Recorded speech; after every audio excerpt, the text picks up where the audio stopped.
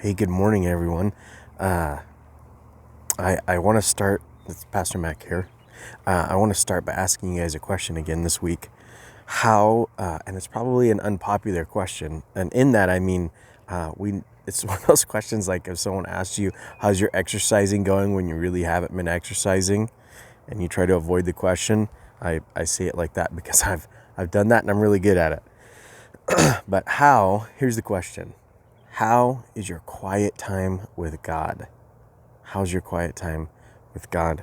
Now, usually when I get asked that question, it'll go one of two ways. If I've spent a lot of quiet time with God, I can't wait to share because I'm drawing from a place of being with Him. But when I haven't spent quiet time with God, that's not a fun question to try to answer. And I have an uneasy time trying to do that. I think it's because there's some uneasy waters in my heart. There's some rough waters. So here's why I asked that question. When a couple weeks ago I talked about revival, and the reason I've been talking about that is, I talked about when we should always be listening for God when stuff's going on. Especially when stuff's going on, we should be listening for God all the time, and how He's talking to us and what He wants to do in our life. And when something big happens, like what's going on right now, God allowed all this to happen, all this quarantine stuff to happen, and everything that's going on in our life. It seems like a crazy time period. But when all this is going on, we should be listening for God and what He's trying to tell us. And I would think that when God's letting something happen on such a global scale, He's trying to tell us something on a global scale, and personal. But when we're listening, it's awful hard to do that if we don't spend our quiet time with God. Now, revival happened. The last time it happened, they actually called it the Billy Graham movement. That's great because Billy Graham was a great speaker, and thousands and thousands came to know who Jesus was because of him. But I think it's important to remember that Billy Graham was used by God to do that.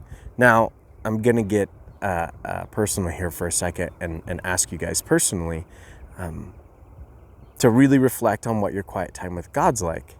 That's a tough one to answer. You've heard me ask this question many times, I'm sure. And I'm sure you've been asked this before by someone else who follows Jesus. How's your quiet time with God? Not how's your busy time talking about God. Not how's your busy time,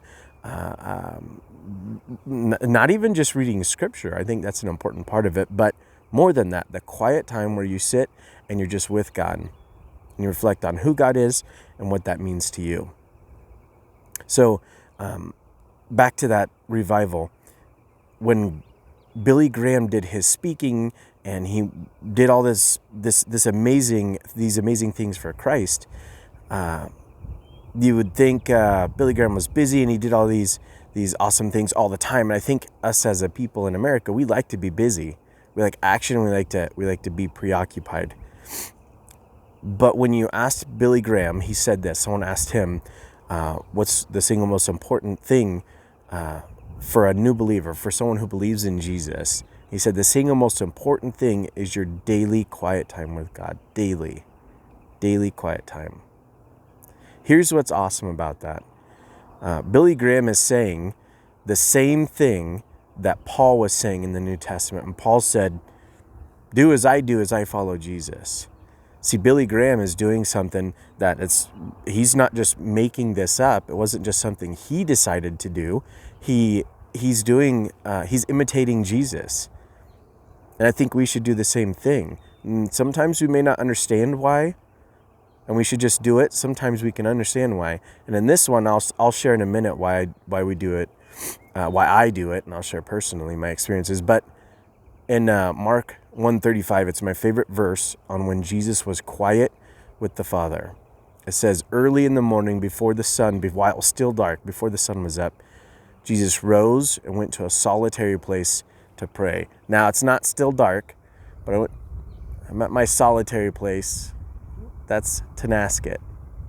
I often come here to pray, because I feel like it's easy. Actually, it's easy for me to think about all of you guys while I pray, and I pray for you. But here's the awesome thing. My personal experience, when I don't spend that quiet time with God, I feel like there's turmoil in my heart. There's chaos going on in my heart. And maybe you've experienced this before, maybe you haven't. But when I spend my quiet time with God, man, it's like the crazy waters, the rough waters, the uneasy in my heart begins to settle. And I know that's not from me. That's a peace that only God can give from spending time with him.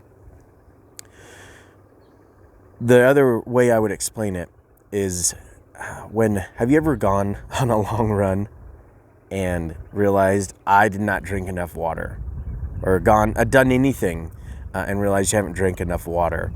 The one way I would explain it is when I've done something and I'm so thirsty, my mouth is dry, and it's actually distracting from anything else, and I finally get a drink of water, and it's just, it's almost like words can't describe the way that feels. The water is so sweet. It's just amazing. Well, that's how my quiet time with God often is. And I realize that when I'm going through life and I'm real busy, it's like I've gone on that run, or I've done something without drinking water. And it isn't until I spend that quiet time with God that I finally have that quenched. See, there's a verse in the Bible that actually says that. It says, "I thirst for you." And I think that's what it's talking about. It's not, I'm not even sure what else he would be talking about other than I long to be in your presence, in God's presence.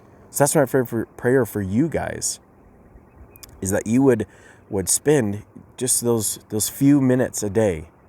Start out with a few minutes a day and spend that time with God. Allow God to work in that time, and I think it won't take long for that practice to pay off. And I don't mean for you to do that just to get something out of it other than quiet time with God. Okay, I have an illustration just to help with it, with understanding this. And you may have heard me share this before, but it's such a good one. There's a little boy. For some reason, he couldn't live with his grandparents. Or he couldn't live with his parents, so he lived with his grandparents, and it was just his grandpa. And he loved his grandpa. He did everything just like his grandpa. Would dress like him, would walk and work by him, do everything. Well, his grandpa every morning would wake up, read his Bible, and just sit quietly by the fireplace. So the little boy, every morning, wake up, sit quietly by his grandpa with his fireplace and read his Bible. One morning when they're done, he says, "Grandpa, why do we do this?" And he goes, "Well, we spend our time reading our Bible, and we want to know God and his word." He goes, "Yeah, but when I read my Bible, sometimes I remember stuff, sometimes I don't." He goes, "Okay, well, let me show you something." He goes, "Take that ash bucket over there by the fireplace." He goes, "Go down and draw me some water from the creek." The creek was a little ways away. And the boy's thinking, okay, this is an ash bucket. It's got like holes in it and all kinds of stuff. But he loved his grandpa, and he really wanted to please him. So he says, okay, I'm going to do this. So he walks down, draws some water, brings it back up to the house. And well before he gets to the house, the bucket runs out of water because of the holes. So he gets up there, and his grandpa goes, "Where's the water?" And he goes, "Well, it ran out on my way up here." He goes, "Come on, you can do it. Go draw some water." And so he goes down there. He goes, he's thinking this time, I'm going to make it happen. So he gets it, and he hurries back, and he runs out of water again before he gets there. And his grandpa says, "Come on, can you draw me some water from the stream?" And so the boy, loving his grandpa, says, "I'm really going to make it happen this time. I don't care if I have to sprint. You know what? I am going to sprint." So he fills up the bucket, and he runs back up to the house. And just as he's getting to the house, it runs out again. And he tells his grandpa, "Grandpa, I'm really sorry. I can't do it. I can't fill the bucket full of water." His grandpa goes, "Okay, but look at your bucket." And as the boy looks down, he realizes that the bucket is clean. It's pristine. And this is an old ash bucket. The grandpa says reading the Bible or spending quiet time with God is just like that. Often we'll do it expecting one thing just to find out God's been working on the inside. So that's my prayer for you guys, that you would find your quiet time. There we go. Our quiet time with God. Find your solitary place and experience God in that way. Okay, hey, I want you guys to know I love you very much. I pray for your quiet time often. I'm going to right now. And I can't wait to see how God's working in your life. Have a great day.